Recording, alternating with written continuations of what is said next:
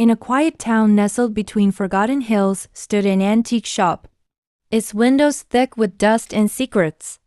Old clocks ticked in unison with no rhythm, and faded portraits stared blankly into the void.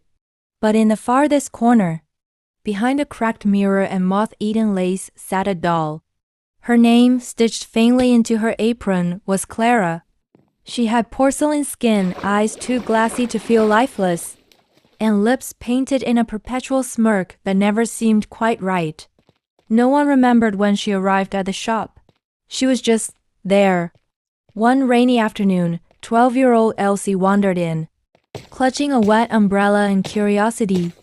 Her grandmother had told her about the shop, where stories go to sleep. She'd said. Elsie wasn't looking for anything, but something about the doll pulled her in. She wants to come home. The shopkeeper rasped from behind a stack of old books, not looking up. Elsie blinked. What did you say? The man pointed to the doll. She whispered it, uneasy but enchanted. Elsie bought Clara for a few crumpled bills and brought her home. That night, Clara sat on a shelf above Elsie's bed. At 3:07 a.m., Elsie awoke to a soft whisper. Elsie, yay! She froze.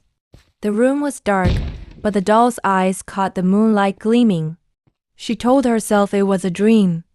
The next night, the whisper came again. And then, the tapping started, tiny porcelain fingers drumming on the wooden shelf. By the fourth night, Elsie's room was filled with a low hum, voices layered on top of one another, speaking in languages long dead. Terrified, Elsie tried to throw the doll away, bury her, even burn her. But Clara always returned, always smiling, always whispering. Desperate, Elsie went back to the antique shop. But the building was gone, an empty lot with no trace of brick or wood. Only a small sign remained, rusted and buried in weeds. Where stories go to sleep. And beneath it, in a child's shaky handwriting, she doesn't sleep. She waits.